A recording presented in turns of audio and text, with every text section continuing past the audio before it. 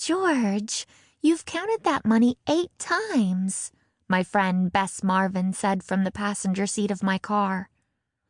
I promise you have enough for the entry fee. I just want to make sure, her cousin, George Vane, said from the back seat, where she was rifling through a large stack of $20 bills. I slowly rolled up my car window as I inched forward in rush hour traffic. The last thing we needed was for any of George's hard-earned money to fly out the window.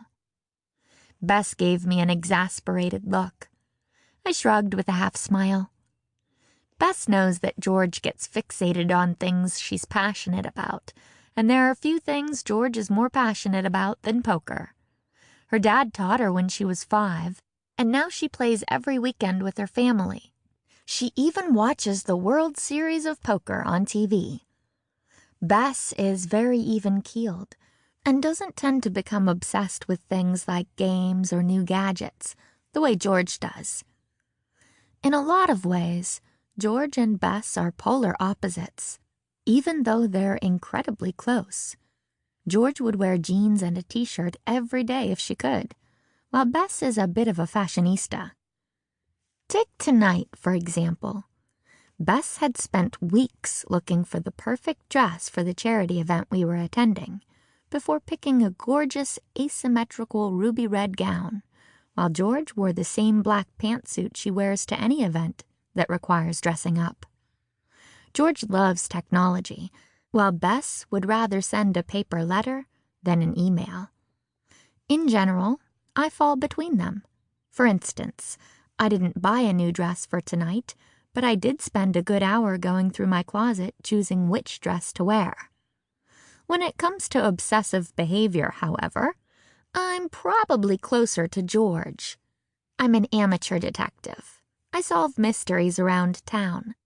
Like if something goes missing, or someone is being blackmailed. When I'm on a case, I can barely think about anything else. Okay, George announced. It's confirmed that I have the entry fee. She carefully put the money back in her wallet. I can't believe how much money you were able to save, I told George. I don't think I've ever seen that much cash in one place before.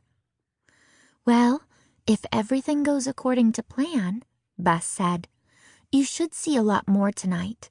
My mom told me that this event is supposed to bring in over $100,000. We were headed to the annual charity casino night, hosted by River Heights Pet Crusaders, the animal rescue organization for which Bess's mom and George's aunt sat on the board. We went every year, and it was always fun, getting dressed up, eating fancy food, and watching the big poker tournament. However, this was the first year we were allowed to actually enter the tournament, rather than just watch it. Bess and I weren't big poker players, but we were excited to support George. That's a lot of money for Pet Crusaders, I said to Bess. I hope your mom is happy. Yeah, Bess replied with a smile. It's more than they've ever raised before. Probably because it's the first time they've gotten Brett Garner to attend, George suggested. I saw that Bess was trying hard not to smile. I'm not sure Brett's as big of a draw as you think he is, George. George looked at us wide-eyed.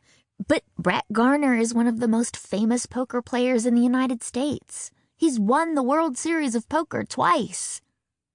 I know he's impressive, I said. I'm just not sure the average River Heights citizen knows who he is. Professional poker is still a pretty niche game. If Ned were here, he'd back me up, George grumbled. Ned Nickerson, my boyfriend, shared George's love of poker. Unfortunately, he was out of town at his cousin's wedding. I think the event is so popular because it's on a boat this year, I said. For the first time, the gala was being held on the Delta Queen, a refurbished riverboat that was originally built in the late 1800s.